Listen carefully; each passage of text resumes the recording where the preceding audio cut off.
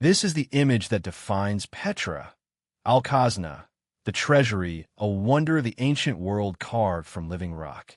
For millions, its star turn in Indiana Jones and The Last Crusade cemented it as a place of myth and high adventure.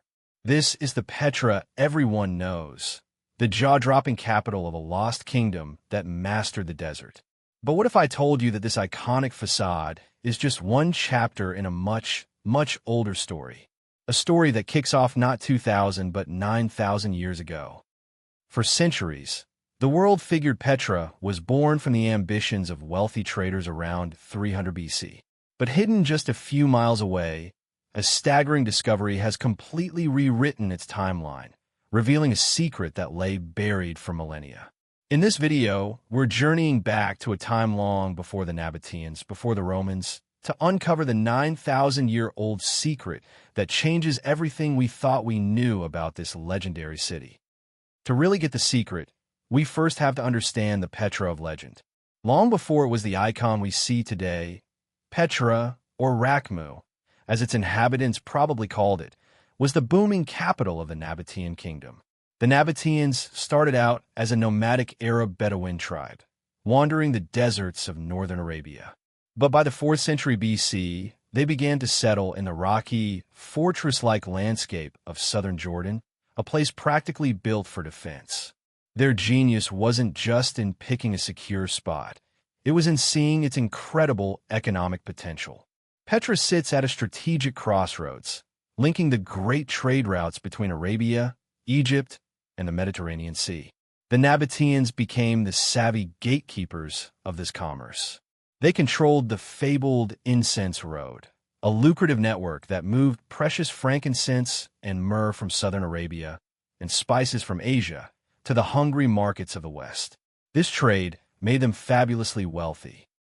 Caravans paid for safe passage and water, and the once humble nomads piled up a fortune that would fund the creation of a wonder.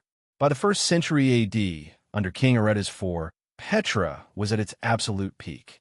It was a bustling, cosmopolitan metropolis with a population estimated between 20,000 to 30,000 people, a testament to Nabataean ambition. And they weren't just shrewd traders, they were tough warriors. In 312 BC, they successfully fought off an attack by Antigonus I, one of Alexander the Great's successors, proving their mountain home was almost unbeatable. Their kingdom eventually stretched all the way from Damascus to the Hejaz. It was this combination of wealth and security that let them start their most ambitious project, carving a city straight out of the rose-red sandstone cliffs. So, how do you support a city of thousands in the middle of a bone-dry desert that gets just 6 inches of rain a year? This is where the Nabataeans showed a level of genius that still blows engineers' minds today. Their solution was one of the most sophisticated water management systems of the ancient world. They were, to put it simply, masters of hydraulic engineering. They knew they had to capture every last drop of water. During the winter, flash floods could send raging torrents through the canyons. Instead of letting this destructive force cause chaos, the Nabataeans harnessed it. They built diversion dams and tunnels, like the one that still redirects floodwater from the main entrance, the Sick, preventing a catastrophe. This captured runoff was then fed into an astonishingly complex network. Using simple tools, they carved hundreds of cisterns directly into the sandstone, creating massive underground storage tanks. These were lined with waterproof plaster to stop any leakage, and because they were hidden underground, the water was safe from evaporation and enemies. But they didn't just store water. To get fresh water into the city center for drinking and for their lush gardens, they built an incredible system of aqueducts and ceramic pipelines. One spring that supplied the city was over 5 miles away. To move the water, they built a terracotta pipeline with a precise 4-degree slope, a gradient perfectly calculated to move water fast enough to prevent leaks, but not so fast that the pressure would burst the clay pipes. It was this mastery that transformed a barren landscape into a man-made oasis, complete with public baths, fountains, and pools, allowing Petra to thrive where no city had any right to exist. Petra's enormous wealth and strategic importance did not go unnoticed by the rising superpower of the Mediterranean, Rome. For years, the Nabataeans deftly navigated the tricky political landscape, paying tribute to Roman generals to keep their independence. But they were living on borrowed time. It seems the last Nabataean king, Rabble II, struck a deal with the Romans. He'd get to rule in peace, but upon his death, the kingdom would be theirs. In 106 AD, that day came. Emperor Trajan annexed the kingdom, and Petra became the capital of the new Roman province of Arabia Petraea. For a while, the city kept prospering. The Romans, always big on construction, left their own mark, building a grand colonnaded street and expanding the rock-cut theater to hold about 8,500 people. They even upgraded the water systems. But the world was changing. The ever-practical Romans started favoring sea trade routes, which were faster and cheaper than the long desert caravans the Nabataeans had controlled. Trade shifted to other cities, and Petra's main income source began to dwindle. The city's decline was then brutally sped up by nature. In 363 AD, a massive earthquake rocked the region, destroying countless buildings and, critically, crippling Petra's brilliant water systems. Though people rebuilt and lived there for centuries more, it was just a shadow of its former self. As Christianity spread, many pagan temples became churches. But by the 7th century, Petra was almost completely abandoned, its magnificence fading into the desert, remembered only by local Bedouin tribes. The story of Petra's decline is fascinating, but it's only half the story. We're about to jump even further back in time, before the first Nabataean caravans, to uncover the site's 9,000-year-old origin. If you're finding this journey through history as incredible as I am, do me a favor and hit that subscribe button. Turn on notifications so you don't miss our next deep dive into the world's greatest ancient mysteries. For more than 1,000 years, Petra was a ghost city, a myth to the Western world. Its location was lost, its story trapped in ancient texts. That all changed in 1812, thanks to the sheer nerve of a young Swiss explorer named Johann Burckhardt. Fascinated by rumors of a lost city near the supposed tomb of Aaron, Moses' brother, Burckhardt hatched a brilliant plan. He disguised himself as an Indian Muslim scholar named Sheikh Ibrahim, hired a local guide, and claimed he wanted to make a sacrifice at the tomb.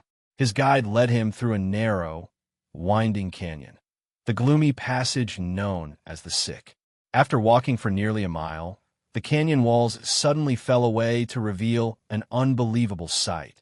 The magnificent rose-red face of the Treasury, perfectly preserved and gleaming in the sunlight. Burckhardt knew instantly he had found a lost city of Petra. He couldn't stick around for long. If he was exposed as an infidel hunting for treasure, it would have been a death sentence. He quickly made his fake sacrifice and left. But his journey had ripped Petra from the pages of legend and slammed it back onto the map of the world. His discovery lit a fire in the imagination of the West. Soon, artists and archaeologists flocked to the site, and in 1985, Petra was named a UNESCO World Heritage Site, cementing its place as a treasure of humanity. For decades after its rediscovery, the story of Petra was the story of the Nabataeans. But archaeologists knew there had to be more. The real secret of Petra isn't just who built the treasury, but who came before. The land itself, with its protective mountains and precious water, was just too good to have been ignored. Long before the Nabataeans, during the Iron Age starting around 1200 BC, this region was the territory of the Edomites. Mentioned in the Old Testament, the Edomites controlled the area, and their settlements have been found on the high mountain peaks overlooking what would become the city center. They were already taking advantage of the resources here, proving a long history of occupation before the Nabataean kingdom ever existed. But the story goes back even further. Just a few miles north of Petra lies a site called Beta, and it is here that Petra's 9,000-year-old secret was finally revealed. Archaeologists unearthed the remains of a Neolithic settlement dating back to at least 700 BC. This makes the area one of the oldest known settlements in the Middle East, a contemporary of the famous city of Jericho. These weren't nomads. They were some of the world's very first farmers, making the huge leap from hunter-gatherer life to settled communities. Excavations have found their stone houses, tools, and grinding stones. This discovery is monumental. It means the story of human ingenuity at Petra didn't start with the Nabataeans. It began 9,000 years ago, with prehistoric people who recognized that this unique landscape was a place that could give life. The Nabataeans didn't just create a city from scratch. They built their spectacular capital on a foundation of human history that stretched back for millennia. The lost city was never truly lost. It was just the latest and most stunning chapter in an ancient, unbroken story of human survival and ambition. Today, Petra is still giving up its secrets. It's a living archaeological site, and only a fraction of it has been excavated. Recent discoveries, like a tomb found beneath the Treasury containing the remains of 12 individuals, prove just how much more there is to learn. Finds like these offer a priceless window into the lives and burial practices of the Nabataean people. From the first farmers of Neolithic Beta 9,000 years ago to the mountain fortresses of the Edomites, the glorious capital of the Nabataeans, the provincial city of the Romans, and now a jewel of our shared world heritage.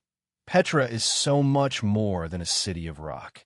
It's a profound testament to human resilience, creativity, and that enduring desire to build something magnificent against all odds.